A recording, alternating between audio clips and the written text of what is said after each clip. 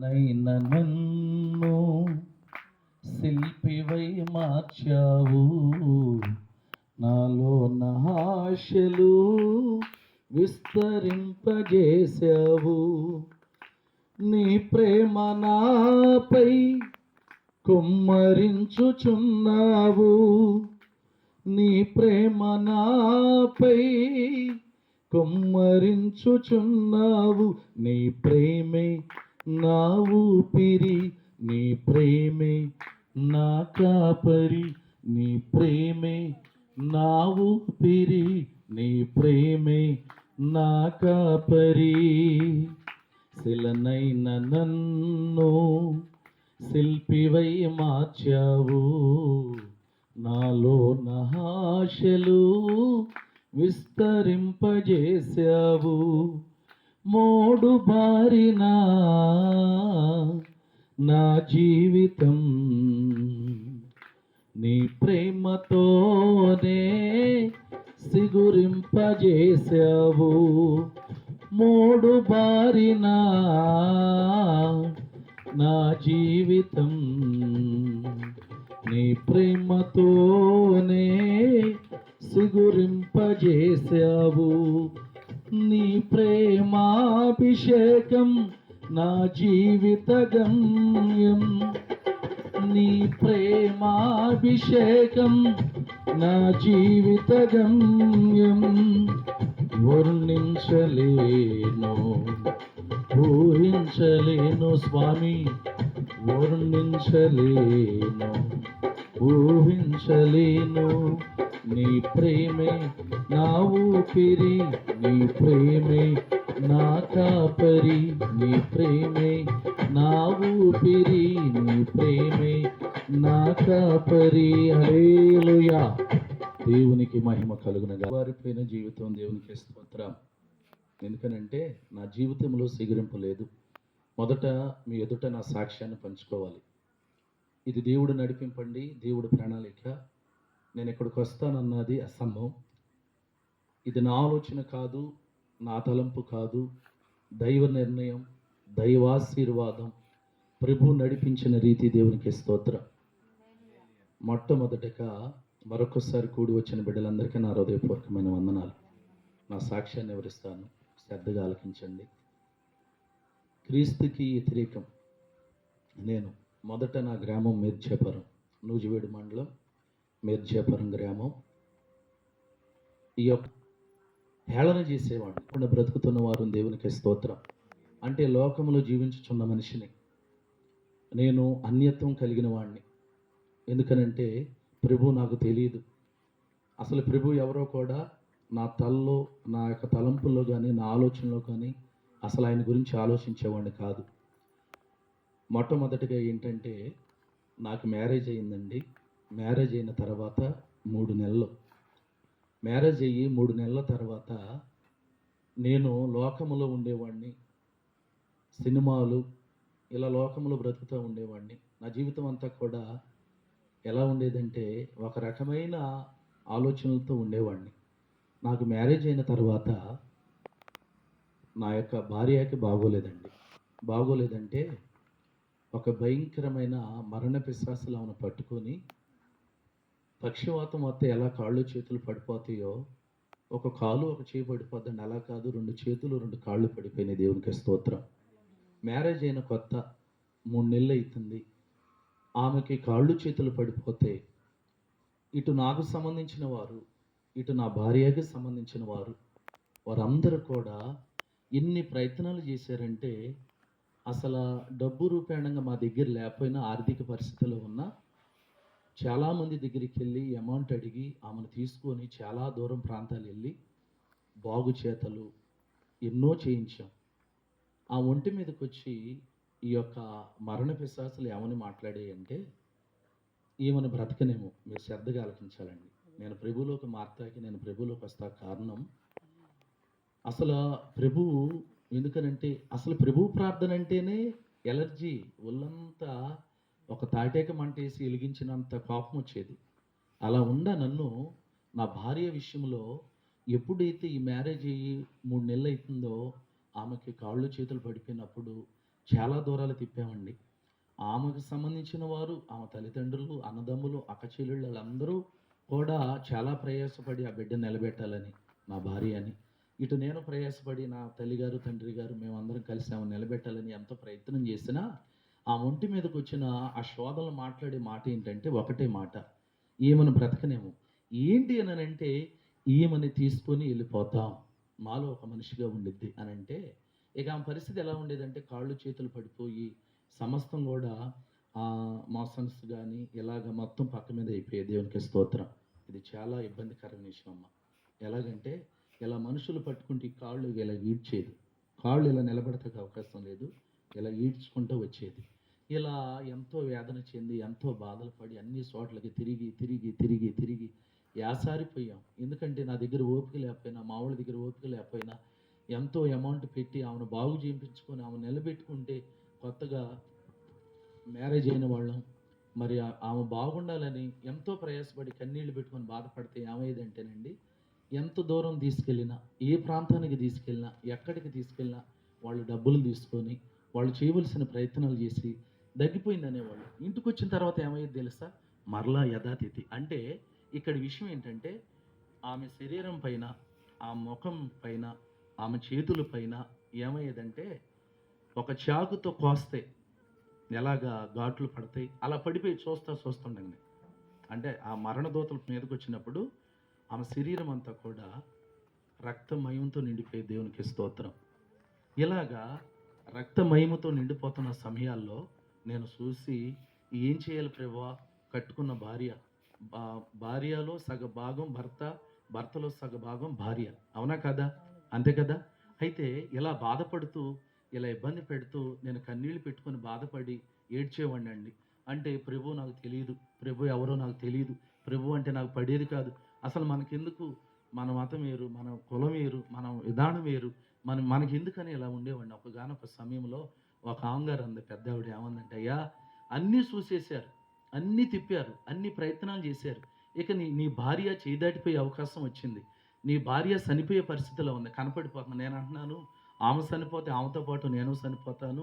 ఎందుకనంటే ఈ బంధము మరి పెనవేయబడిన బంధం, దేవుడు ఏర్పరచబడిన బంధం, భార్య లేనప్పుడు భర్తగా నేనెందుకు బ్రతకాలని ఇలాగ ఆలోచిస్తున్న సమయాల్లో ఒక పెద్ద ఊళ్ళో దేవుడుండి మాట్లాడిన మాట ఏంటంటే, ఎందుకు నన్ను ఇలా బాధపడుతున్నారు, ఏదైనా ఒక చర్చి దగ్గరికి వెళ్ళండి, ఏదైనా ఒక ఒక ఒక ప్రార్థన మందిరంలోకి వెళ్ళమంటే కస్సున్న తాసుపాములు వేసినట్లు వేసానండి. ఆమె మీదకి ఒకసారి గట్టిగా చప్పట్లు కొట్టాలి. హే, నువ్వు నాకు ఆ మాట చెప్తావు సరిపోవు. ఏమన్నా తెలుసా, ఆ మాట కామకుండా నువ్వు ఏది చెప్పినా నేను వింటా. ఆ మాట నువ్వు చెప్తే అసలు నేను ఊరుకోను. నా భార్య నా చనిపోయినా పర్లేదు కానీ నేను అసలు ఆ ప్రార్థన మందిరంలోకి అడుగు పెట్టను అని మాట్లాడానండి.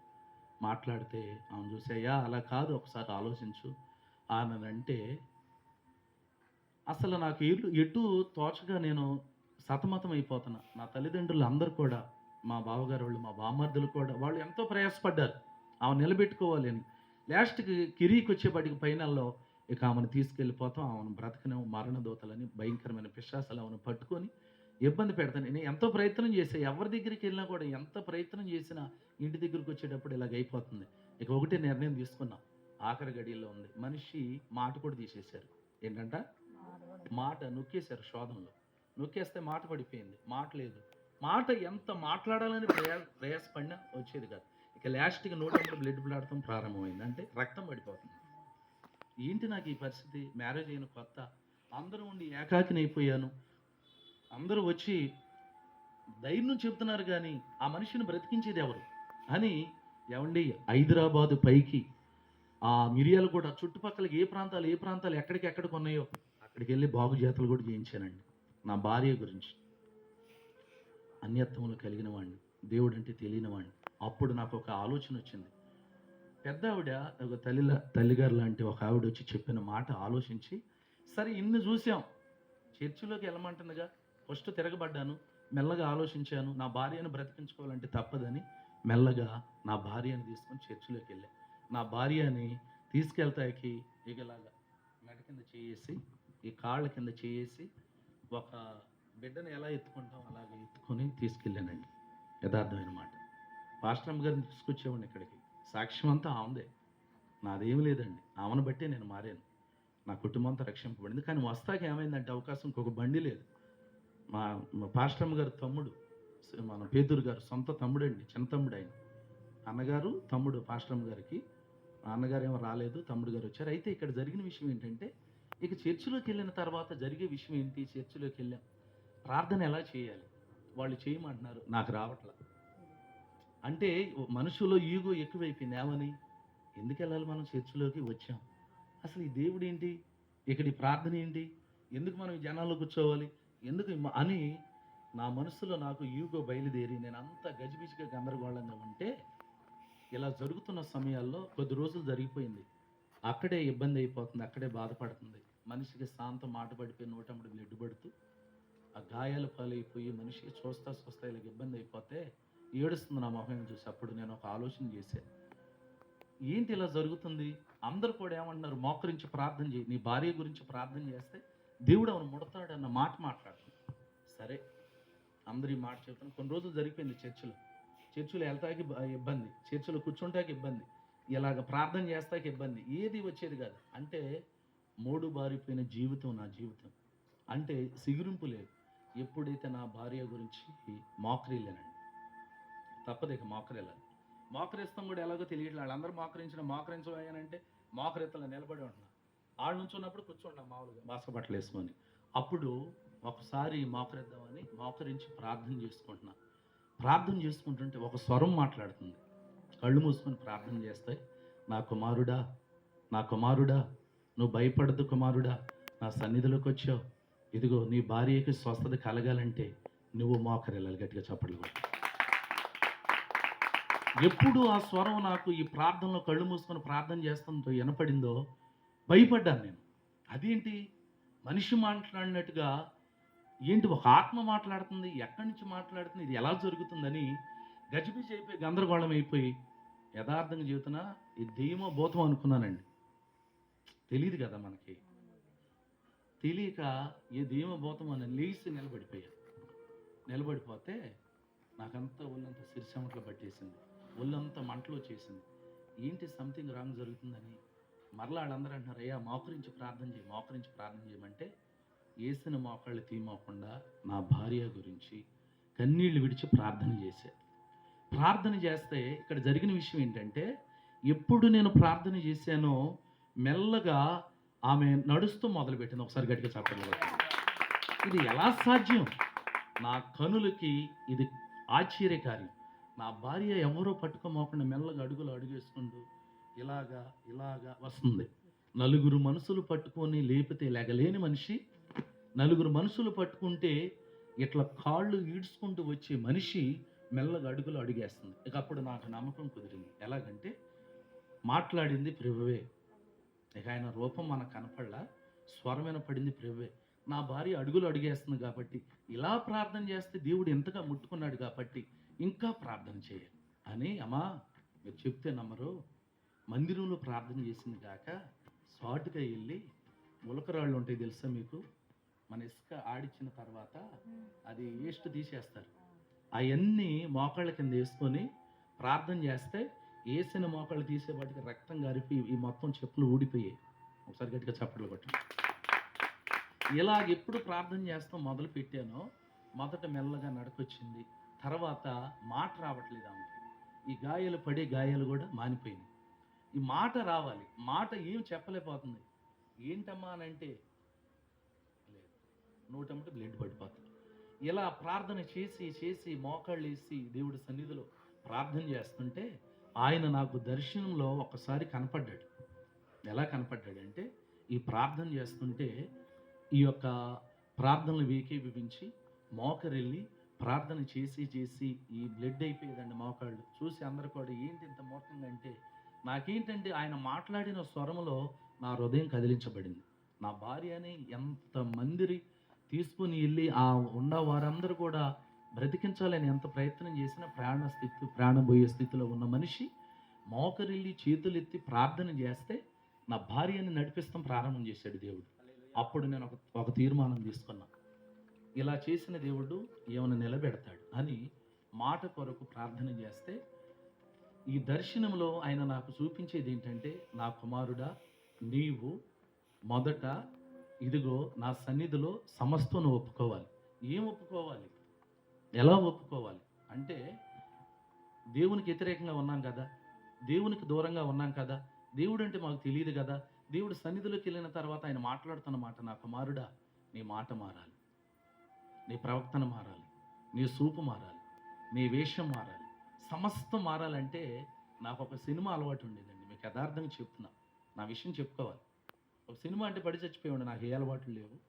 సినిమా అంటే అసలు ముందర వెళ్ళిపోయి ఆ సినిమాల్లో దెబ్బలాడైనా సరే, ఆ టికెట్లు తీసుకొని బట్టలు చినిగిపోయినా వెళ్ళి ఆ సినిమాలు చూసేవాడిని. ఇలాగా దేవుడు చెప్తుంటే నేను ఏం చేసేవాడిని అంటే, నేను స్వార్థపరుణ్ణి.